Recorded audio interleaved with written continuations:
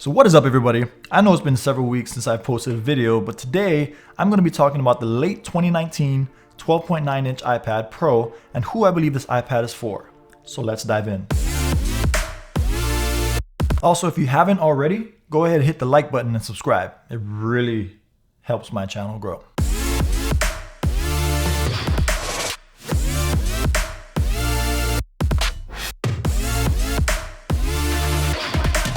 Okay, so by now, if you're here watching this video, I'm sure you're either in the early stages of seeing if it's worth pulling the trigger, or it's already in your basket and all you need is that last bit of confirmation to hit checkout. You know how it goes. Regardless, in my opinion, there are far more pros than there are cons, and by the end of this video, my hope is that you have the information you needed to hear whether it be good or bad. First thing that's most obvious is the display. Now, the top to bottom glass measures in at 11.04 inches, while the actual display comes in at, you guessed it, 12.9 inches diagonally.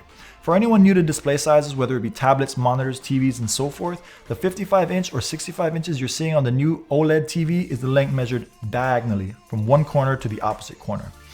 Now, I'm not going to go into the detailed specs, because you could just read that on the Apple site, but I'll go through some of the main reasons that I believe this tablet holds the throne. Now, there's no denying that aesthetically, this iPad is stunning. The 12.9-inch 2732 by 2048 resolution boasts a 264 pixels per inch liquid retina display. At 600 nits brightness, this iPad can get brighter than most laptops on the market, including Apple's very own MacBook Pro's 13 and 15-inch models, which both come in at just around 500 nits. Now, with a refresh rate of 120 Hz, the fluidity and snappiness when closing and opening apps, watching content, and even simple everyday tasks such as checking email become very enjoyable. Now, in comparison, your average consumer buying a new television won't really pay attention to the refresh rate number. But with a pro level product for content creators, gamers, specifically, this is one of the magic numbers that are heavily considered. To break it down in basic terms, the refresh rate is how often the image on the screen is being refreshed for the most part. So when you take 60 Hz and you double it, you can see why gamers and content creators take it into very heavy consideration.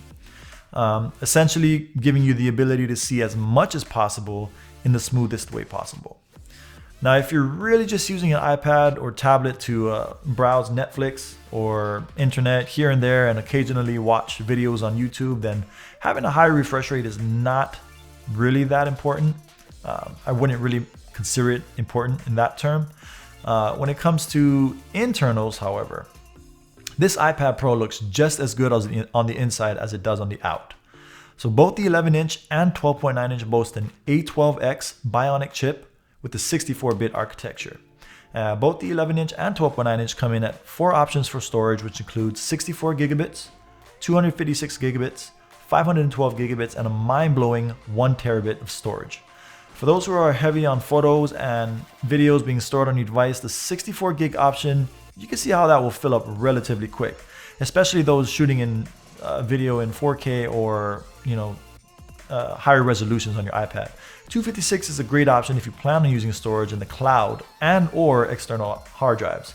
All in all, the only thing most people will be storing on their iPad that would utilize storage would be photos and videos. So if you are a cloud user, this would be the best option in terms of price and what you're getting for that price. Now, of course, it never hurts to have more storage because it can fill up quick. And the only way you would get the 6 gigs of RAM is if you opted for the highest storage at 1 terabit. In terms of RAM, the 64, 256, and 512 gigabit storage choices all come with 4 gigs of RAM, and only the 1 terabit storage is the only option that comes with 6 gigs of RAM.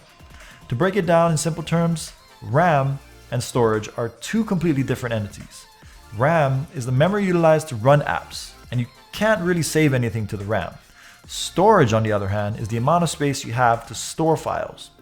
Now, for those of us who are using the iPad as a camera for photos and videos, the rear-facing camera shoots 12 megapixel photos, which is equivalent to a 29mm f1.8 lens. In addition to that, the camera features a quad LED dual tone flash and HDR photos.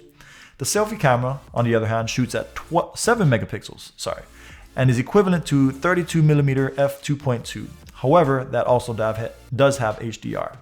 In terms of video, the rear-facing camera can shoot in 4K at 30 and 60 frames per second, Full HD at 30, 60, and 120 frames per second. And when you drop it down to 720, you can get a whopping 240 frames per second for some buttery smooth slow-mo at the cost of lower resolution. The selfie cam only shoots Full HD at 30 frames per second, so as you can see, lots of fantastic options for photo and video opportunities, only limited by your imagination. So, who is this iPad for? Well, I'd say this specific Pro model has a very niche target audience. When you look real close at the specs compared to most base laptops on the market, this Pro model is a very, very strong contender. Now don't get me wrong, it's not going to replace a desktop workhorse, but in terms of portability, ease of use, and being able to take it virtually anywhere and reach in your bag, touch the screen and immediately get to work, that's going to be very enticing for content creators and just about anyone who feels like they need just a little less than a laptop, but a laptop is just a little too much. Now, as a late 2018 MacBook Pro user myself, I find myself trying to avoid having to use my laptop while still getting the same results on my iPad.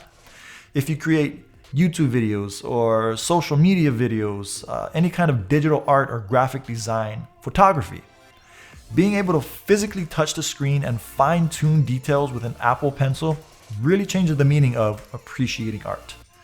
So, if you fall into any of those categories, this Pro model iPad can stand up to just about any task that you are willing to throw at it.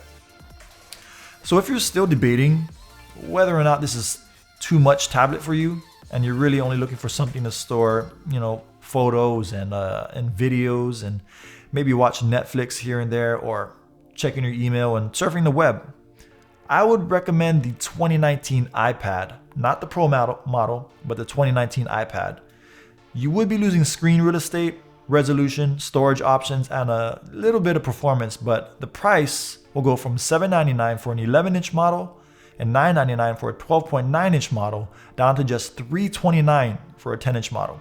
So you really need to weigh your needs and what you're looking for out of your device. Like I said, I hope this video was able to help you decide whether or not the 11 or 12.9-inch iPad Pro is the best option for you and what you need. And as always, don't forget to like and subscribe, and I'll see you next week. Oh, looks like I got a package. So check this out. I just got an email saying that I have a package, and it's, I don't even know what time is it. It's midnight. Saying I got a package, and I go to open the package, and this is what I got. There's no, it doesn't say who sent it. It just has my address, of course, and it says, Alexa, order coffee. So this is from Alexa.